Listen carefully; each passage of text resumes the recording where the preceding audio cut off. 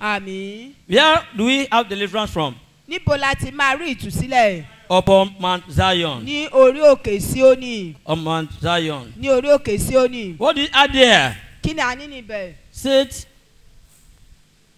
and there shall be deliverance. Ìtúsílẹ̀ yóò sì wà. Upon Mount Zion shall be deliverance. Ní orí òkè Síónì ìtúsílẹ̀ And yóò there wà. shall be holiness. Ìwà mímọ́ yóò wà pẹ̀lú. And the house of Jacob Gbogbo àwọn ilé Jacob shall possess their possession. wọ́n sì gba ilẹ̀ ní wọn. Meaning that Ó túmọ̀ sí pé without deliverance, tí a bá sọ nípa without ìtúsílẹ̀, deliverance, láìsí ìtúsílẹ̀, without holiness, láìsí ìwà mímọ́, you are not likely to have your possession. ó ṣeé ṣe kẹ́hìn kó má You may gba not have ìní your rẹ̀. possession. Ó lè má gba ìní rẹ̀. God has things for you to possess. Ọlọ́run ní àwọn nǹkan fún ọ láti gbà But upon Mount Zion, lórí òkè when Síónì. you run to God, Nígbà tó bá lọ sọ́dọ̀ Ọlọ́run, you will have your deliverance. ó gba ìtúsílẹ̀ Then rẹ̀. you now go to the next level Ó wá lọ sí ìpele tí to ó kàn possess your possession. láti gba ìní rẹ̀. Amen. Àmín. Also, kindly open to Exodus. Ẹ jẹ́ ká lọ sínú ìwé Exodus. Exodus Ìwé Exodus chapter 3. orí ìkẹta.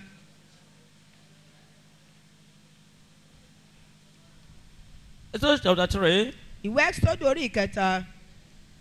We consider verses 7 to 10. A ó wọ ẹsẹ̀ keje sí ìkẹwàá. I read. Mo kà á níyì.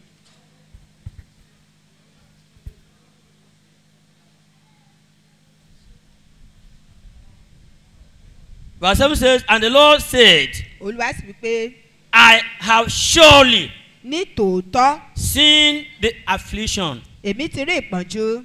God has seen your own affliction. Ọlọ́run ti rí ìpọ́njú tirẹ̀ pẹ̀lú. God has seen our individual affliction. Ọlọ́run ti rí ìpọ́njú alẹ́ nìkọ̀ọ̀kan. Of my people. Àwọn èèyàn mi. Of his own people. Àwọn èèyàn tirẹ̀. Of God's own people. Àwọn èèyàn ti Ọlọ́run.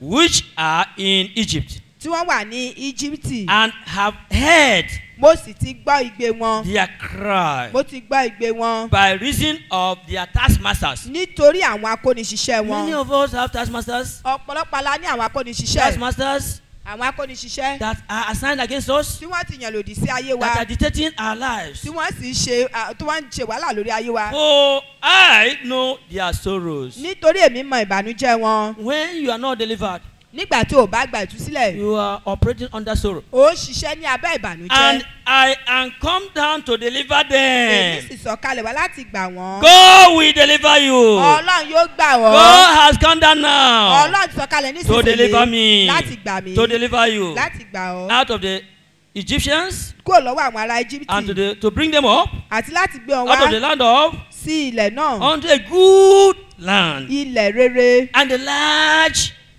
unto a land flowing with milk and honey. Ilẹ̀ tí ń sàn fún wàrà àti That is the fòyí. possession we read before. Ibi tó wà tẹ́tẹ́lẹ̀ ni A èyí. good land. Ilẹ̀ tó dára. You will get there. Ibẹ̀ wà á débẹ̀. You will get there. Ó dé ibẹ̀. I say you will get to a own good land. Ó débi ilẹ̀ Unto rere the tirẹ̀. place of the Canaanites and the Hittites and the Amorites Sí ibi tí àwọn ará Kénáánì àti àwọn ará Hítì and the Perizzites àti and the àwọn ará Mórí Hittites. àti àwọn Pẹ́rẹ́sì àti and the àwọn Jebusites. Hítì àti àwọn Jébúsì. Amen. Àmín.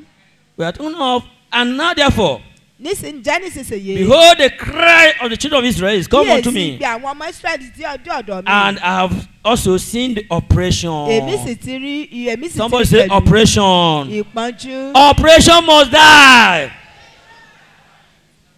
I've seen oppression. Èmi ti rí wàhálà wọn. Where will the Egyptians oppress Tí them? àwọn ọba Íjíbítì ń wàhálà wọn. The 10th verse there says, Ẹsẹ̀ kẹwàá tó wí pé. come now therefore, Ǹjẹ́ nítorí náà wá nísinsìnyí. and I will send thee Èmi ò sì rán ọ unto Pharaoh, sí Fáráò. that thou mayest bring forth Kí wọ́n kó lè mú my people, àwọn ènìyàn mi. the children of Israel, Àwọn ọmọ Ísírẹ́lì out of Egypt. jáde kúrò ní ilẹ̀ Íjíbítì. You will come out. Ó jáde. You will come out of Egypt. Mo ló jáde kúrò ní Whether your Íjíbítì. enemies like it or not, Bóyá àwọn ọ̀tá rẹ̀ you are bá coming bàbá out. kọ̀, mo ló ń jáde. You are coming out. Mò ń You jáde. are coming out. Mò ń jáde. You are coming Mò out. ń jáde. In the name of Ní Jesus. orúkọ Jésù. Amen. Àmín.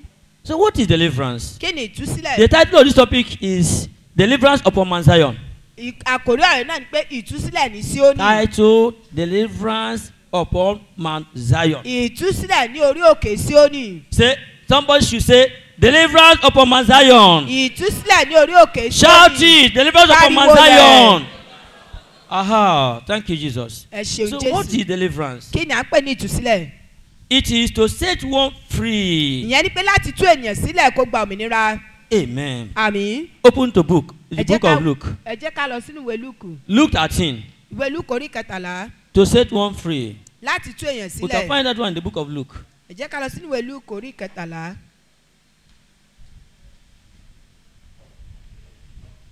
Luke 13 verses 11 and 12 says, ìwé lúùkù orí kẹtàlá ẹsẹ̀ kọkànlá.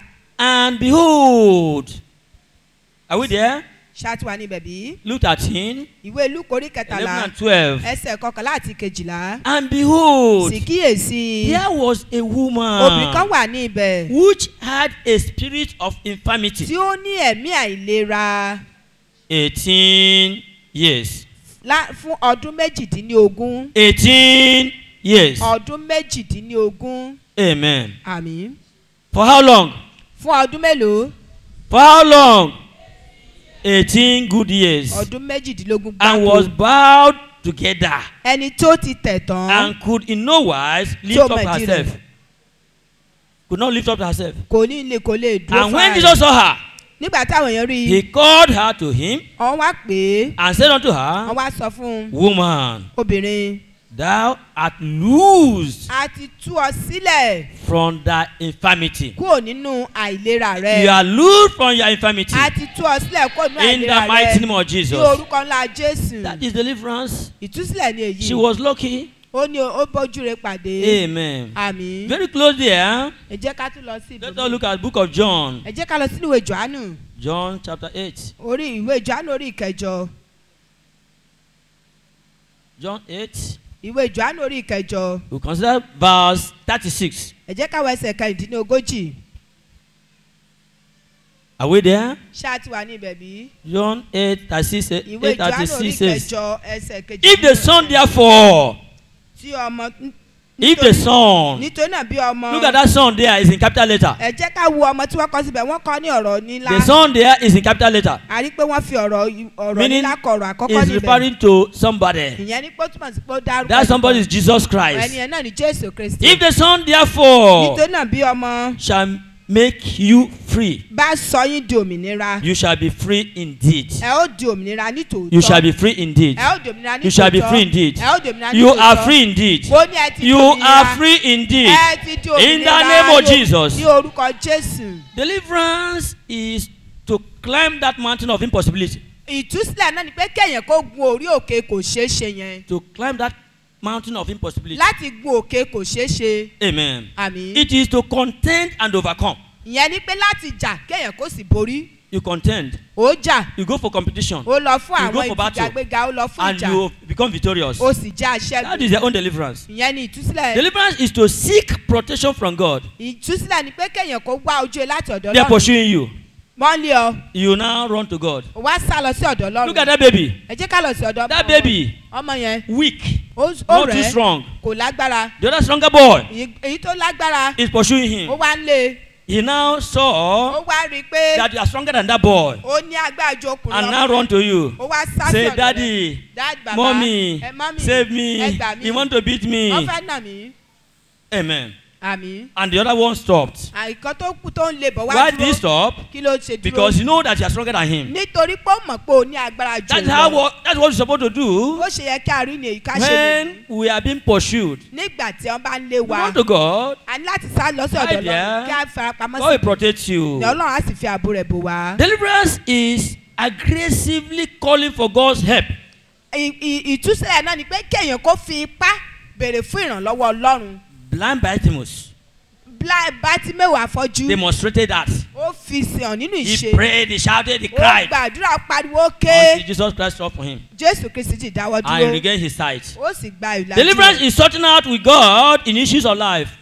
Sorting out ìtúsílẹ̀ ni pé kéèyàn kó yanjú gbogbo àwọn one on nǹkan one with God ní ẹyọ kọ̀ọ̀kan pẹ̀lú over ọlọ́run a particular issue of life. lórí àwọn nǹkan tó jẹ́ pé ó ṣe nípa ti ayé Deliverance is unlocking your blessing. ìtúsílẹ̀ ni pé kéèyàn kó tú ìbùkún rẹ̀ sílẹ̀ Daniel can tell you that one. Daniel lè sọ èyí fún wa Unlocking your blessing ìyẹn ni pé kó tú ìbùkún that rẹ̀ the enemy sílẹ̀ has covered, tí ọ̀tá ti that bò has sealed. tó ti that is not, you are not entitled to it tí again. ò tiẹ̀ ní oore ọ̀fẹ́ sí mọ́ rárá. Deliverance is advancing Ìtúsílẹ̀ ní ìtẹ̀síwájú. beyond the boundaries of our limits Ìyẹn ni pé kọjá ibi tí a ti fi òdiwọ̀n the tàbí enemy has òtélé set for you. tí ọ̀tá ti fi lélẹ̀ fún The ọ. enemy has boundaries. Ọ̀tá ní ìpele He put a ìdúwọ̀n. chain. Wọ́n ti fi He put a ṣẹ̀kẹ̀ṣẹ̀kẹ̀. rope. Wọ́n fi okùn. You cannot go beyond that Wọ́n radius. ní ò lè kọjá You bíbá try to go yìí. beyond there. Tó bá fẹ́ kọjá It bẹ̀. will, something will be drawing you back. Òun ká máa fọ̀ You sẹ́yìn. go beyond this. Tó bá ti lọ kọjá You are in bí. trouble. Ó ní ìṣòro. Amen. Àmín.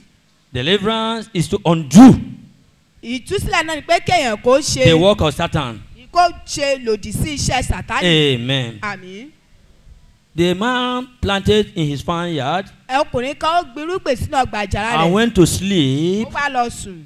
and somebody called Mr. Satan Ẹni tá a pè ní came ọ̀gbẹ́ni in the Sàtánì middle of the wá. night Ó wá sínú ọgbà ní to plant òru. in the same vineyard, Òun náà wá gbìn sínú ọgbà yìí kan náà. and the growing both seed and evil seed together. Àwọn irúgbìn rere àti irúgbìn búburú gbogbo wọn á bẹ̀rẹ̀ sí dàgbà papọ̀. God comes to undo it. Ọlọ́run bá ó lé gbogbo àwọn nǹkan tí ò ṣẹ́kù. Amen. Àmín. Situation that calls for deliverance. Àwọn àyè tó máa ń pè fún ìtúsílẹ̀. Situations that call for deliverance. Àwọn àyè tàbí àkókò tó máa From ń the pè fún above ìtúsílẹ̀. passages, Àwọn ẹsẹ̀ ọ̀rọ̀ wọ̀nyí we learn tí a ti kọ́ yìí what is involved nípa àwọn tó ní fi ṣe. when one is not in a position Nígbà he is tí- supposed to be. Nígbà tí èèyàn kò bá wà ní àyè tó yẹ kó wà. We learn of affliction. A kọ́ nípa ìpọ́njú. We learn of life of sorrow. A kọ́ nípa ìgbé ayé We ìbànújẹ́. learn of life of taskmasters A or strong kọ́ men. nípa ìgbé ayé àfiniṣiṣẹ́. We also learn of crying and weeping. A kọ́ nípa ìgbé ayé ẹkún àti We are igbe. told of life of oppression. Ìgbé ayé ìpọ́nilójú. In the same passage or Ní- passages, Nínú àwọn oríṣi ọ̀rọ̀ tá a ti we kà yìí. we learn about life A kọ́ nípa ìgbé ayé where you ènìyàn. cannot help your own Tó yẹ pé òwò pápá ò lè ràn án unless God lọ́wọ́. comes down. Àyàfi tí Ọlọ́run bá sọ̀kalẹ̀ wá. Amen. Àmín. We talk of life A kọ́ nípa ìgbé ayé. where there is another land Nígbà tí a rí ilẹ̀ mìíràn better than where you are now. tó dáa ju ibi tó wà But you nísinsìnyí. are finding it difficult to get there. Ṣùgbọ́n ó ṣe láàánú The ó land jọ tó lè filled with fọ milk and honey. láti dé ibẹ̀ ilẹ̀ tó sàn fún wàrà àti fún You will enter there by fire by Ó force. wọ ọbẹ̀ nípa iná àti agbára Ọlọ́run. You will enter there by fire by Ó force. wọ ọbẹ̀ nípa iná àti agbára In the Ọlọ́run. name of Jesus. Ní orúkọ Jésù. Amen. Àmín. Identifying the candidates of deliverance. Ẹ jẹ́ ká dámọ̀ báwo la ṣe lè dámọ̀ àwọn èèyàn tí ó yẹ fún Deliverance cannot be overlooked. A rí pé ìtúsílẹ̀ ò lè sọ nípa rẹ̀ jù. We cannot do without it. A ò lè ṣe é láì má ṣe é. Everybody needs deliverance. Gbogbo èèyàn pátá ló nílò ìtúsílẹ̀. As you are sitting there, Bí o ti ń jókòó sí ibẹ̀ yẹn. including those standing, Àtèmi tí mò ń dúró and myself, àti èmi we pàápàá. all need deliverance. Gbogbo apáta la nílò ìtúsílẹ̀. Amen. Àmín. One Igbo proverb says Kí ni èdè àwọn òwe àwọn Ìgbò kan sọ báyìí? that the rich man Pé olówó wouldn't know, òun ò ní mọ̀. or that people don't know Àwọn èèyàn ò ní mọ̀. the usefulness of a useless basket. Àgbọ̀n tó yẹ pé kò wúlò A mọ́. used up basket Àwọn àgbọ̀n tí ò wúlò mọ́. until the time of sacrifice. Àyàfi ìgbà tó bá fẹ́ ṣe They will ìrúbọ. now ask you to go and bring the wasted basket, not new one. Wọ́n á ní kó wá lọ mú àgbọ̀n tí ò wúlò wá mọ́. I will be looking up and Ó down. ṣe tuntun. You are looking up and down Ó wá ń wò káàkiri. for it. Fún un. You cannot find it Ó lè rí mọ́. because you are a big man. Nítorí pé Nothing bóyá concerns you and waste basket. kò sí nǹkan tó kàn ọ́ I pẹ̀lú now àgbọ̀n. need it. Ó wá nílò ẹ̀ nísinsìnyí. Amen. Àmín. So we need deliverance. Ìyẹn ni pé a nílò We ìtúsílẹ̀. do not have to wait. A ò nílò láti dúró. That's the major problem we are facing today. Ìyẹn ni àwọn ìṣòro tá à ń We have dojúkọ to lónìí. wait A máa ń dúró until problems overwhelm us àyàfi ìgbà tí ìṣòro bá tó before borí we wa now talk of deliverance. kí a tó máa sábà wà fún ìtúsílẹ̀. Amen. Àmín. So we all need deliverance. Gbogbo apáta la nílò Our ìtúsílẹ̀. GO needs deliverance. Olùdarí wa gbà Raise nílò your hand to heaven ìtúsílẹ̀. and pray for him. Let me tell you, all these men of God, Gbogbo àwọn ìránṣẹ́ Ọlọ́run especially wọ̀nyí. the big ones, Pàápàá jùlọ àwọn. they are looking for them to eliminate. Oh, Wọ́n they are dojú. looking for them to eliminate. Wọ́n fẹ́ kọ́ ṣubú tàbí Yeah, kọ́ kó right hand lórí. to the heavenlies. Ọwọ́ Let us pray ọ̀tún for wa. our GO. Ẹ jẹ́ ká nawọ́ ọ̀tún wa sí òkè ká gbàdúrà fún olùdarí wa gbà. Say, oh God, arise Olúwa dìde. dìde. and deliver Kí ẹ tú sílẹ̀. Dr. Daniel Olukoya Dókítà Daniel from all his Olúkọ̀yà. adversaries. Fún gbogbo In àwọn the ọ̀tá rẹ̀. name of Ní Jesus. orúkọ Oh ńlá God, Jésù. arise. Olúwa Deliver dìde. Olukoya Ó yẹ from kí all his Olúkọ̀yà sílẹ̀. adversaries. Fún gbogbo Deliver àwọn all ọ̀tá his rẹ̀. family Ní gbogbo from all àwọn- the adversaries. fún gbogbo àwọn In ọ̀tá. Jesus' name we pray. Ní orúkọ Jésù ni a gbàdúrà. These are pastors and ministers, they need deliverance. Gbogbo àwọn olùṣọ́ àgùntàn àti We should àwọn always pray ìṣọ́ránṣẹ́ for wọn nílò them. ìtúsílẹ̀. A nílò láti máa gbàdúrà The fún. church of God needs deliverance. Ìjọ Ọlọ́run nílò ìtúsílẹ̀. Families need deliverance. Ìdílé nílò ìtúsílẹ̀. Corporate bodies and businesses need deliverance. Àwọn ibi tá ti iṣẹ́ àti ibi ilé The ìtajà gbogbo náà ní community where we ìtúsílẹ̀. live or where we come from, they need deliverance. Ibi tá à ń gbé tàbí ibi tá a ti wá ó nílò Our ìtúsílẹ̀. territories need deliverance. Àwọn alájọgbé wa wọ́n nílò ìtúsílẹ̀. Our village, our town. Abúlé wa àti You àwọn hear ìlú family wa. liberation today. You hear family liberation. A máa ń gbọ́ nípa ìrúbọ nínú ìdílé You lónìí. hear village liberation. A máa ń gbọ́ nípa ìtàmúsílẹ̀ ní àwọn abúlé. Meaning that the thing here is being recognized. Ìyẹn nípa àwọn nǹkan tí wọ́n dámọ̀ ní èyí. Amen. Àmín. Our nation as a whole needs deliverance. Orílẹ̀-èdè wa ní àpapọ̀ wọ́n nílò If you ìtúsílẹ̀. are listening to what's happening today, Tí a bá tẹ́tí sí àwọn nǹkan tó ṣẹlẹ̀ you know lónìí. that this nation needs deliverance. A ó rí i pé ó dá lójú pé orílẹ̀-èdè wa nílò ìtúsílẹ̀. Amen. Àmín. Areas of deliverance. Ibi tí a nílò láti tú ni sílẹ̀. Because Satan has been cast out of to the earth, Nítorí pé a ti lé Sátánì kúrò ní ọ̀run. and it is creating havoc Ó sì ń dárúdurùdu sílẹ̀ for the people, fún àwọn èèyàn. and especially those calling the name of God. Pàápàá jùlọ àwọn tí wọ́n ń porúkọ He Olúwa. wants them to fail like him. Ó fẹ́ kí wọ́n kùnà bíi tòun náà. He doesn't want to go to hellfire alone. Kò fẹ́ lọ sí ọ̀run àpáàdì nìkan. Amen. Àmín. Therefore, Nítorí náà, if you don't want to join him, tó o bá fẹ́ darapọ̀ pẹ̀lú rẹ̀, guard yourself. bójútó ara Guard rẹ̀, yourself. tó ara rẹ̀, And get yourself protected. kó o sì jẹ́ kí ara rẹ̀ kó ní ìdáàbòbò. Some areas that deliverance is needed. Àwọn kan tó yẹ pé ibi tí agbègbè tí a ti nílò We look at ìtúsílẹ̀. the first one, your dream is negative. Bóyá o ti ń lálà àlá rẹ̀ ó ṣe lòdì. You dream, you can't remember. O ń lálà ò rántí àlá tó Or you ń don't lá. even dream at all. Tàbí o tiẹ̀ lálà Or you rárá dream, you o. forget. Tàbí o ń lálà o Or tún you dream, gbàgbé. you don't even bother about it. Tàbí o tiẹ̀ lálà o tiẹ̀ kọ́mínú o tiẹ̀ You wake up from ṣàkíyèsí rẹ̀. dream, O jí dójú àlá. something happened in your dream. Ohun kan ṣẹlẹ̀ ní ojú àlá You rẹ̀. didn't pray. O gba You àdúrà. didn't call anybody. O gbẹ You ẹnikẹ́ni. didn't tell somebody. O tiẹ̀ sọ If fẹ́ that thing happens, tí nǹkan yẹn wá you bá say, ṣẹlẹ̀. Àní I saw it in a dream. mo dẹ̀ rí lójú àlá o. Amen. Àmín. If your dream is turbulent Tí àlá rẹ̀ bá jẹ́ ètò le and fearful, tó bani lẹ́rù jọjọ. you need deliverance. O nílò If you always have nightmare, tó bá máa ní ẹ̀rù ní òru. when you sleep, Nígbà tó bá sùn. it means you need deliverance. O ní túmọ̀ sí pé o nílò If you have ìtúsílẹ̀. lost any good thing, Tó bá jẹ́ pé o ti pàdánù nǹkan tó your dára. wares, O sì aṣọ rẹ, money, owó rẹ, your virtues àwọn ọrọ̀ rẹ in a dream, ní ojú àlá. need deliverance. O nílò ìtúsílẹ̀. When you are tired of being tired, Nígbà tó bá ti rẹ̀ ọ́, you are tired ó ti rẹ̀ ọ́. of being tired. Ó ti rẹ̀ ọ́ tó tún ju I'm kórè ẹ tired, lọ. oh, I'm tired. Oh. Ó bá sọ pé ó You ti are rẹ̀ now ọ́ at another level. o. Ó tún wá wà ní ìpele mìíràn. God tired of being tired. Ó tún wá ti wá rẹ̀ ọ́ kọjá It means you ìpele need tó wà. deliverance. O nílò ìtúsílẹ̀. Amen. Àmín. Praise the Lord. Ẹ̀yin Olúwa. Let us stand and pray this prayer. Ẹ jẹ́ ká dìde dúró láti gbàdúrà yìí. Stand on your feet and pray this prayer. Ẹ jẹ́ ká dìde dúró lórí ẹsẹ̀ wa láti gbàdúrà yìí. Say, any power, any personality Agbára kágbá ẹ̀dákẹ́dá that want me to die in this situation, tó fẹ́ kí n kú sínú ipò tí mo wà that yìí. want me to die with my problems Tó fẹ́ now. kí n kú pẹ̀lú ìṣòro mi. Are you my God? Ṣọlọ́run mi ni ọbí. Die! Ó yá kú. In the name of Jesus. Ní orúkọ Jésù. Die in the name of Jesus. Die in the name of Jesus. Die in the name of Jesus. Die in the name of Jesus. Pray, pray, pray, pray, pray, pray, pray, pray, pray, pray. Pray. Pray for your deliverance. Pray in the name of Jesus. Ní orúkọ In ńlá Jésù. Jesus' name we pray. Ní orúkọ ńlá Jésù ni a gbàdúrà. Say, any arrow, Gbogbo ọfà. any arrow of failure Gbogbo ọfà ìkùnà. fired into my Tí life, a ta sínú I ayé shake mi. it out. Mo kórìíra. I shake it out. Ó yá, mo Shake it out gbọ́dọ̀ now. jáde, gbọ́dọ̀ It's the time to shake it out. Let it go. Let it go. Let it go. Shake it out. gbọ́dọ̀ jáde. Let it go. Deliver yourself. Gbọ́dọ̀ jáde. Let God help you to deliver yourself. Shake it out, shake it out, shake it out. Shake it out, shake it out, shake it out, shake it out, shake it out. In the name of Jesus.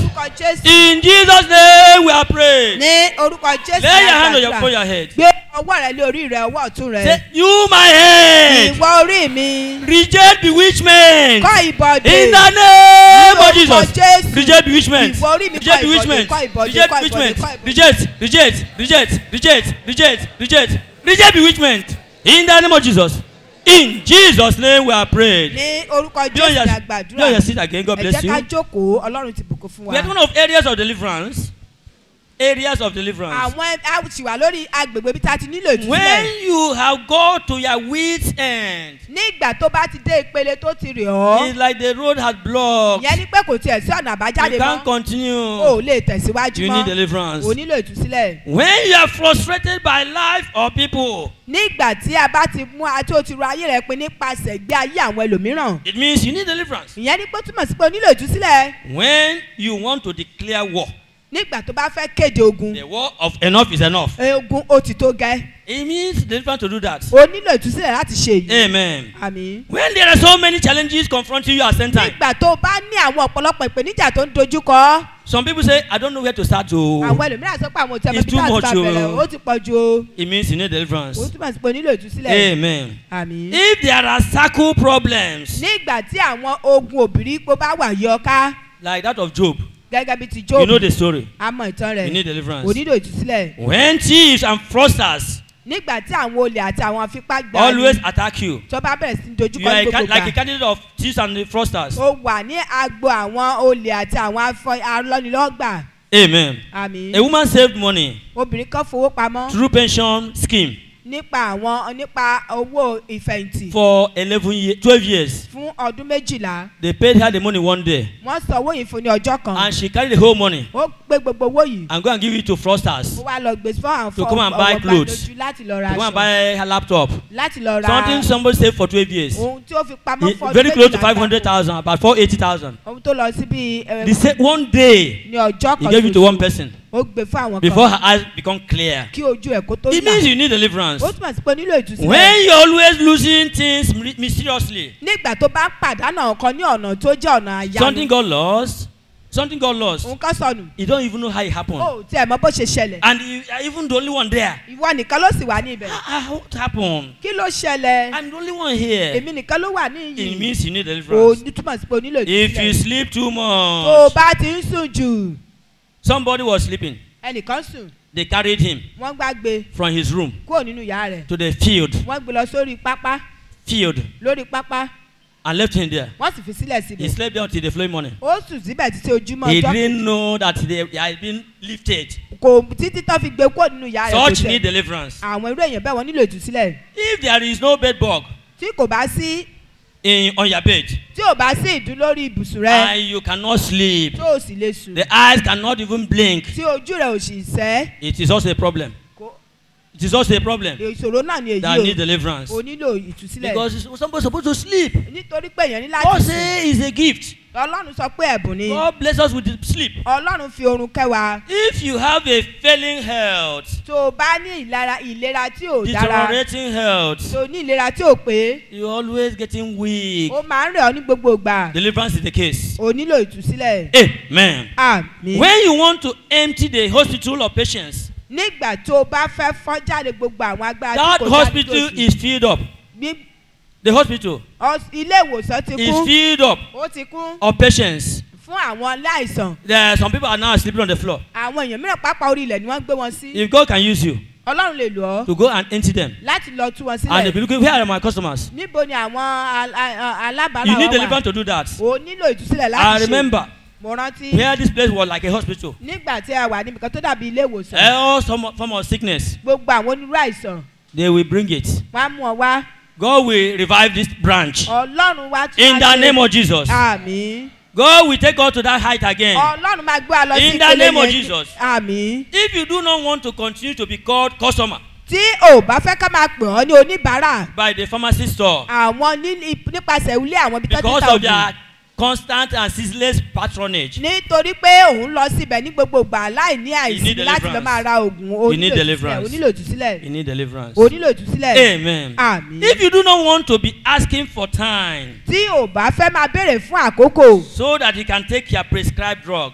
tí o máa lè máa lo oògùn tí wọ́n ti yàn fún ọ láti lò. is it 12? ṣó ti di aago Is it 4 méjìlá o'clock? ṣáàgó mẹ́rin. I don't want to miss my drug. mi ò fẹ́ pàdánù. They said I should take it by 12 o'clock. wọ́n ní kí n lò láago And méjìlá. then at 4 o'clock. ó ti di aago mẹ́rin It ìrọ̀lẹ́. means you need deliverance. o nílò ìtúsílẹ̀. And that person that's asking for time ó ti wá béèrè fún ìgbà doesn't even have wristwatch. o tún ní aago. He needs deliverance. o nílò ìtúsílẹ̀. So you'll be going up and down o wá lọ sókè sódò. to ask when to take your next o drug. wá béèrè lọ́wọ́ àwọn èèyàn gbogbo mélòó lẹ́ẹ̀kọ́ If you want your business to flourish, tó o bá fẹ́ kí okòwò rẹ kó tàn. deliverance is necessary. ìtúsílẹ̀ ṣe pàtàkì. Amen. àmín. If you want your marriage to be heaven on earth tó o bá fẹ́ kí ìgbéyàwó rẹ kó dàbí ọ̀run ní ayé. with spices, pẹ̀lú àwọn ohun olóró with good dídùn. things, pẹ̀lú àwọn tó and dára. your family will be used as a good example. àti ìdílé rẹ yóò sì jẹ́ What ohun tí do a you máa lò need? gẹ́gẹ́ bí àpẹẹrẹ ohun tí o nílò. What do you need? kí lo nílò? You need deliverance. ìtúsílẹ̀ ni If you o. want to pass that hard or difficult examination, tó o bá fẹ́ ṣe àṣeyọrí nínú ìdánwò tó le pọ́nrán tàbí àwọn àkókò tó le. that exam, ìdánwò yìí people know they pass them. àwọn èèyàn kì í yan It's a ipò kì í ṣe lie. irọ́ ni o.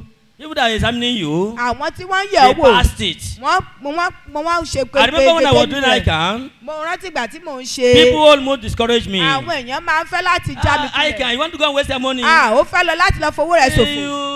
People know they pass them. I àwọn èèyàn kì í ṣe dáadáa bẹ́ẹ̀ o. say that is a challenge I want, mo ní ìpèníjà tí mo tẹ̀ fẹ́ ní èyí. and I passed. mo sì yege. You will pass. ìwọ náà ó yege. You will pass your own mo ní exam. ìwọ náà yóò yege That nínú ìdánwò difficult rẹ. exam, that hard exam, you will pass it. ìdánwò tó le pẹ́rẹ́ In yóò the name yege of nínú rẹ̀ Jesus. lórúkọ By the Jésù. time your life is not making meaning, nígbà tí ayé rẹ ò bá ní ìtumọ̀. which kind of life is this? irú ayé wo nìyí? Why am I even born? kí ló dé tí mo fi ṣe báyìí? You have reason to be existing. o ní ìdí tó fi wà láàyè. It means you need ó deliverance. túbọ̀ sí pé o nílò ìtúsílẹ̀. When it appears, nígbà tó dàbí when it pé appears you have been stagnant for a long time, nígbà tó dàbí pé o ti wà ní ojú kan fún ọjọ́ tó pẹ́ doing the same thing tó o sì ń ṣe nǹkan náà over and over again, ní gbogbo ìgbà the ní same gbogbo way, the ìgbà. same method, bákan náà di it's ọlọ́kan not good náà at all. kò tiẹ̀ dáa It's a rárá. deliverance case. ó jẹ́ ọ̀rọ̀ tó nílò ìtúsílẹ̀. Amen. àmín. When sorrow, worries, and self pity nígbà tí ìbànújẹ́ Is àti no- ìkọminú is- àti ìbánikáàánú has become your song, tó ti wá di orin rẹ.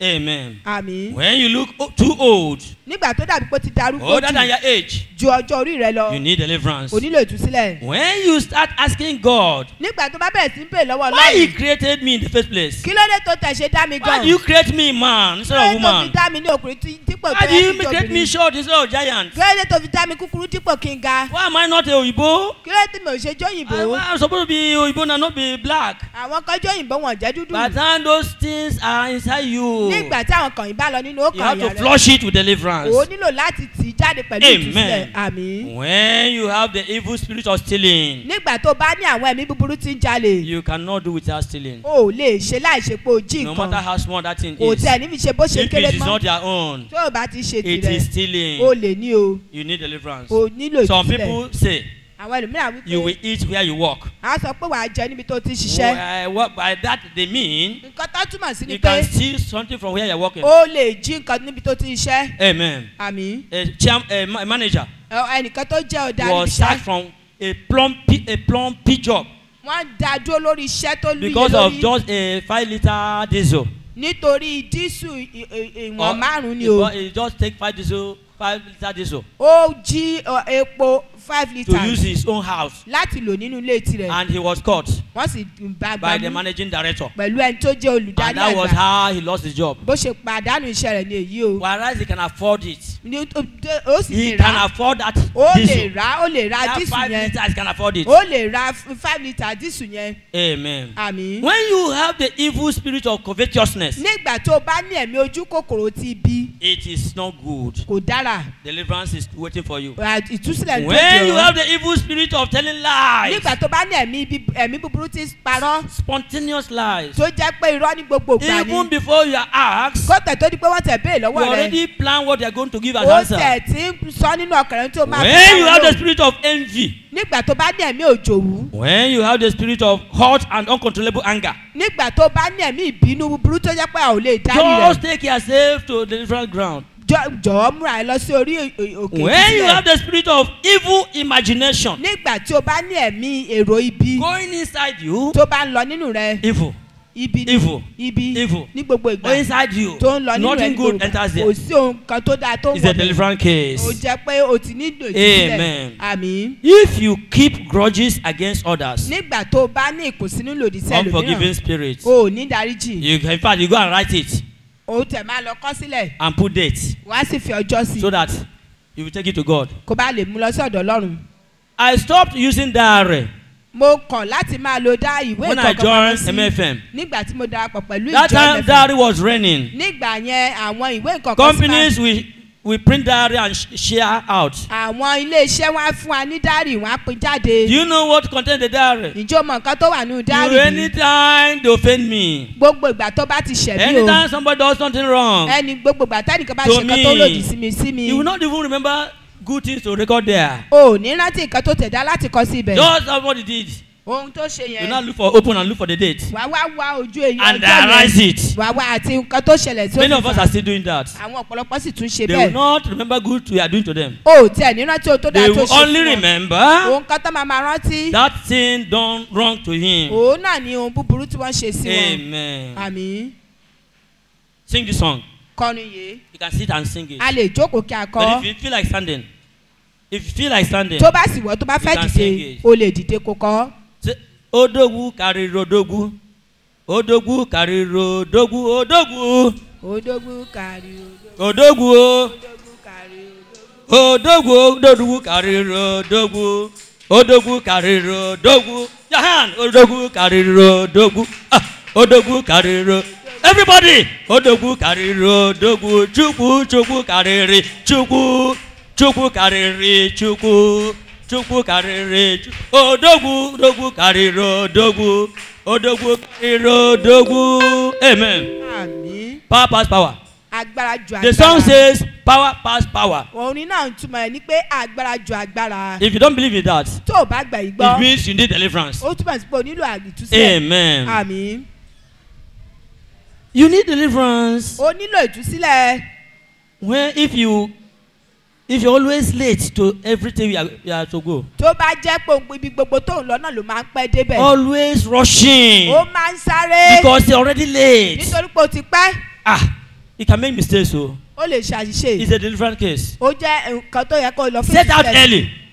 Set out early. Ó jáde ní àkókò. So that you get there in time. Kó o bá lè débẹ̀ ní ìgbà tó yẹ. You can even get prepared. Ó tẹ̀ tí lè múra. Ready to go. Láti máa lọ. You now say there's still time. Ó wá sọ pé àkókò ṣì wà. No.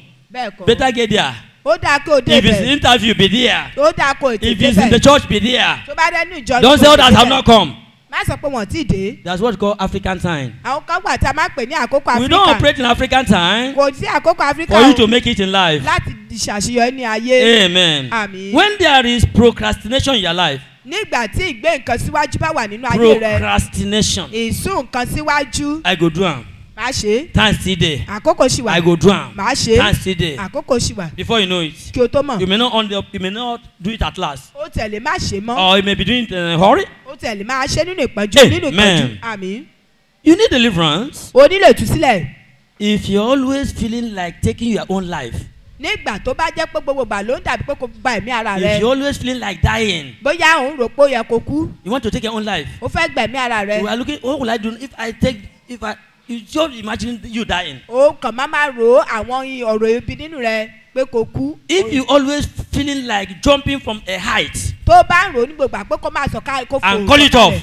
Láti òbí tó ga kó ṣubú kó dẹ̀ ṣubú. You need deliverance. O nílò ìtúsílẹ̀. If you always feeling like killing others. Tó bá jẹ́ pé ó rò pé kó máa pa àwọn ẹlòmíràn ni. You see a fellow human being. Ó máa rí àwọn èèyàn bí tirẹ̀. You feel like killing. Ó dàbí pé kó máa pa wọ́n. Amen. Àmín. Well, we are posted yesterday.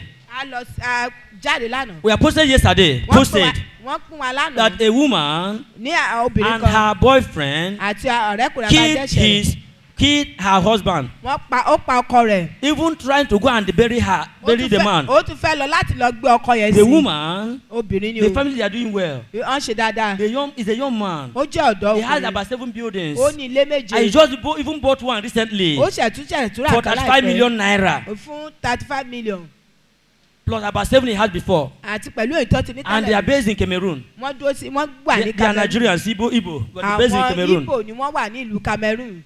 But ṣùgbọ́n. the wife and the boyfriend. ọ̀yàwó àti ọ̀rẹ́kùnrin join hands àtẹ̀sẹ̀ wọ́n sowọ́ papọ̀. and killed him. wọ́n sì pa ọkọ. Amen. àmín.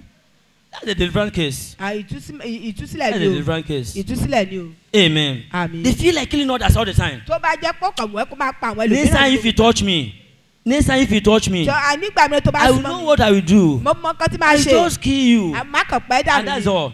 ó parí nìyẹn. Amen. Some women have boasted. àwọn obìnrin mi àwọn that máa I'm the one cooking for you. that I'm the one cooking for you. If I want to kill you, I don't know what to do. tí n bá fẹ́ pa ẹ́ màá mọ̀ kọ́ tí máa ṣe. You just eat and die. wàá kàn jẹun wàá kú dànù ni. Different case. ìtúsílẹ̀ ni o. If you always feeling like hurting others. tó bá jẹ́ pé gbogbo ìgbà kó ṣáà máa pa ẹlòmíràn lára ni. I will give you permanent injury. wọ́n fún ọ ní egbò àdá àjìná. You will never forget me. ní gbogbo ìgbà. People will ask you what happened to you here. àwọn èèyàn máa bèè lọ́wọ́ ẹ pé you say it's somebody o. wá ní ẹnìkan ni o. Amen. àmín. If you always feeling like becoming mad. tó bá jẹ́ pé ní gbogbo ìgbà ló máa ń dàbí pé kò tẹ̀ máa yá wo tàbí kò sí. I wish I'm mad now. bó ibà jẹ́ pé kò how will I look like. báwo ló ṣe máa rí. how will I behave. báwo ló ṣe máa wà. my own will be different. tiẹ̀ máa yàtọ̀ from other mad people. tiẹ̀ yàtọ̀ sí àwọn wèrè mìíràn. better don't be mad o. jọ̀ọ́ má ya wèrè o. you don't know how your own will be. o mọ bó ṣe máa rí. Amen. àmín. if you always dine on Christ's table. Always dine. nígbà tó bá yẹ pé gbogbo gbà ní ló máa ń jẹun. in the God's table. ní orí tábìlì and dine at the kingdom of darkness. so tún wá jẹun nínú tábìlì àwọn òkùnkùn ní àkókò kan náà. it's a different case. ó jẹ́ pé if you are uncontrollable, if you have uncontrollable appetite. tó bá jẹ́ pé o ní ẹni tó pé àwòtẹ́ lè dá ọdún nípa bí o ṣe máa ń wà sí. I was like that before. mo jẹ́ bẹ́ẹ̀ tẹ́lẹ̀tẹ́lẹ̀ rí. I eat, I say it doesn't matter. mo máa ń jẹ màá sọ pé kò ní. if you are eating, if I meet you. tó bá ń jẹun. so long as you are my friend, I will just join you and start eating. láti bá ọ tó jọ ọ̀rẹ́ mi màá bá ọ jẹun. but I now discover. ṣùgbọ́n mo á ṣe àwárí. you don't need to eat like that. mi ò nílò láti jẹun. you don't need to eat everywhere you see. o kò ṣe gbogbo ibi tó bá ti róúnjẹ ló gbọ́dọ̀ jẹ. Amen. àmín. You have to control your appetite. o nílò láti jẹ gàba lórí tó ti ń jẹun rẹ. Gluten spirit is a deadly thing. Gluten. Eating without getting certified. oníjẹkújẹ wọ bíà. if you take alcohol, smoke and take. tó bá mu ọtí. and take hard drugs. tó sì wá mu oògùn olóró. and pump into your system. tó sì wá fi tọ́jú ara. but then they ask you. jẹ́ kí bẹ́ẹ̀ lọ́wọ́ rẹ. if I drink I will die. if I no drink I will die. won't you die. tó bá mu ọtí wà kú tó bá mu ọtí wà kú ṣé ò ní kú ni. it's a deliverance case. ẹ jẹ́ pé rẹ níbẹ̀ ò nílò if you want to embark on a project. tó bá fẹ́ lọ sínú iṣẹ́. my brother my sister.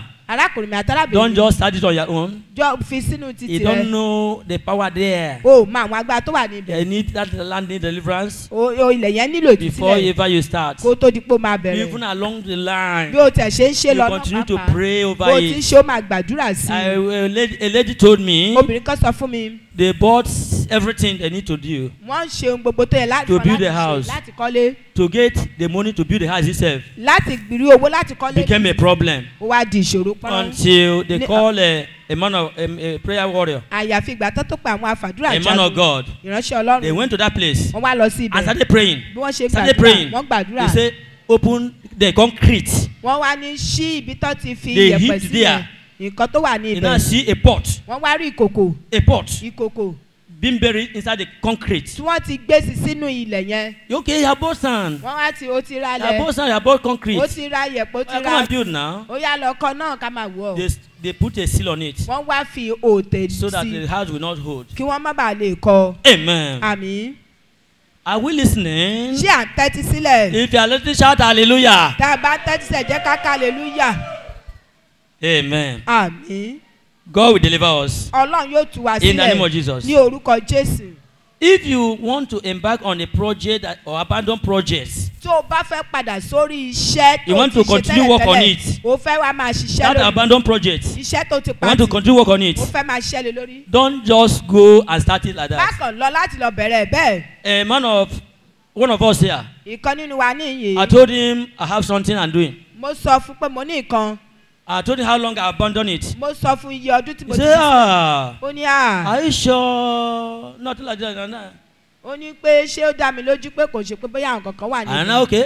Wá sọ pé ó Whether dára. it is true or not. bóyá tòótọ́ tàbí I bẹ́ẹ̀ went to that place. mo wá lọ sí ibẹ̀. Went to the nearest MFM branch there. mo wá lọ sí ìjọ wa tó wà nítòsí. So the pastor there. mo wá sọ fún olùṣọ́àgùtàn tó The wà ní. pastor took some prayer warriors olùṣọ́àgùtàn wá mú àwọn along àfọ̀dá with àjàgùn me pẹ̀lú mi. and prayed for me. wọ́n wá gbàdúrà fún. Say, I will take over. ó ní màá gba ìṣàkóso. I will take over. màá gba ìṣàkóso. My mind will be here. ọkùnrin mi á He, wà mí he made some pronouncements. ó sọ àwọn ìjẹ́wọ́ kan fún un sí. By December, nígbà tó di December. I was able mo lè to get it to a level mo lè lọ láti lọ that I can even sleep there now. mo lè sùn síbẹ̀ nísinsìnyí. Shout hallelujah. ẹ jẹ́ ká ké hallelujah. Amen. àmín.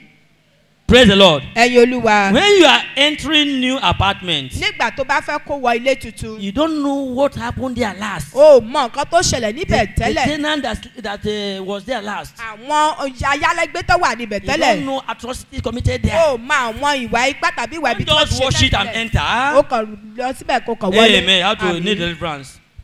That place need deliverance. ibẹ̀ yẹn ó nílò ìtúsílẹ̀. If you have sexual perversion, tó bá jẹ́ pé o ní ìpòǹgbẹ fún you ìbálò. cannot stay without a woman. o lè dúró láìṣe You pé orí cannot obìnrin. stay without a man. o lè dúró láìṣe pé orí ọkùnrin. Deliverance case. o nílò ìtúsílẹ̀. If all the time you are taught is immoral. gbogbo ìgbà gbogbo èrò tó ń jáde láti inú ọkàn èrò ibi èrò ibi Especially èrò ibi. about the opposite sex. o kàn máa ń rò nípa èrò ìròkúrò nípa Deliverance arákùnrin tàbí arábìnrin abánidẹ́ṣẹ̀ o nílò ìtúsílẹ̀. When ministers need deliverance àwọn ìránṣẹ́ ọlọ́run nílò from ìtúsílẹ̀. ministerial failure, fún kọ́ máa kùnà nínú iṣẹ́ from ìránṣẹ́. backsliding. kúrò nínú ìpadà sẹ́yìn. Ministers need deliverance àwọn from iṣẹ́ shame ìránṣẹ́- and disgrace. wọ́n nílò ìtúsílẹ̀ kúrò nínú ìtìjú àti Some ministers ìjákulẹ̀. have been pushed out of their ministry. àwọn ìránṣẹ́ ọlọ́run mìíràn àti tì wọ́n Some jáde kúrò have nínú lost their iṣẹ́. ministry. àwọn kan tiẹ̀ ti gbàgbé iṣẹ́ ìránṣẹ́ Some wọn. have been disgraced. àwọn ẹlòmíràn wọ́n ti gba ìtìjú. Ministers need deliverance àwọn ìránṣẹ́ ọlọ́run nílò ìtúsílẹ̀. from counter-attack. láti má lè jẹ́ kó dojúkọ wọn. From counter-attack.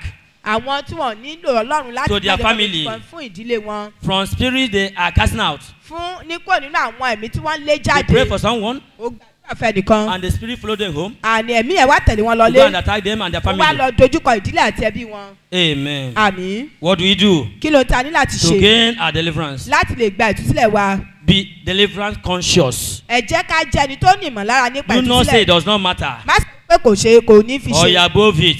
tàbí pé ó ti jù bẹ́ẹ̀ lọ. Repent from all forms of sins, ronú padà kó ní gbogbo àwọn ẹ̀ṣẹ̀ ibi. known and unknown, àwọn ẹ̀ṣẹ̀ tó mà títí o. ancestral. àwọn ẹ̀ṣẹ̀ àjogúnbá. Amen. àmín. Become a friend of Jesus. jẹ́ ọ̀rẹ́ ọlọ́run ọ̀rẹ́ jésù. Accept him as your Lord and personal Savior, gbà á gẹ́gẹ́ bí olúwa àti olùgbàlà rẹ. so that your deliverance can be complete. kí ìtúsílẹ̀ kó lè pé. Pray on your foundation. gbàdúrà nípa ìpìlẹ̀ rẹ.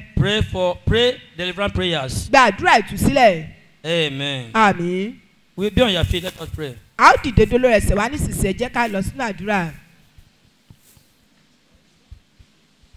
Jehova bụ otu akịdị enwe onye dịka gị ihe ga-asọgbu m ebe dịka mma na aṅụ. Jehova bụ otu akịdị ọ dị onye dịka gị nụ ihe ga-asọgbu m ebe dịka mma na aṅụ. Jehova bụ otu akịdị ọ dị onye dịka gị. Oh yes. Ihe ga-asọgbu m ebe dịka mma na aṅụ. Chineke bụ otu akịdị ọ dị onye dịka gị. ihe ga-asọgbu m ebe dịka mma na aṅụ. Jehova bụ otu akịdị ọ dị onye dịka gị. ihe ga-asọgbu m ebe dịka mma na aṅụ. Amen. That will be your song. Amen. That will be your song. yóò jẹ́ orin By the rẹ. time you gain your deliverance, nígbà tó bá that will be your song. yóò jẹ́ orin rẹ. amen. Amen. You be saying, God, is it like this? wàá sọ pé olúwa I ṣé bó don't know ṣe that's how bá God rí is. àmì mọ̀ bó ṣe Pray bá like this. ẹ jẹ́ ká gbàdúrà bí èyí. Enemies of my deliverance. ọ̀tá ìtúsílẹ̀ mi. Enemies of my deliverance. ọ̀tá ìtúsílẹ̀ mi. Your time is up. àkókò rẹ ti tó. God. In the name of Jesus. In the name of Jesus. In the name of Jesus. In the name of Jesus. In the name of Jesus. Die, die, die, die, die, die, die, die, die, die, die. Die, die, die, die. In Jesus' name we pray. Ní orúkọ Jésù ní agbàdúrà. Pray the second one like this. Gba ìkejì bẹ́yìí. Any power, any personality. Àgbà kágbà ìdákẹ́dá. Waiting for when I will fall. Dúró de ìgbà tó jẹ́ pé wọ́n dé. Waiting for when I will fall. Ní dúró de ìgbà tí wọ́n fi In order to mock me. Kó lè fi mí ṣe yẹ̀yẹ́. You are a liar. Irọ́ ló pa o. Die by fire. Ó yá kú nípa In the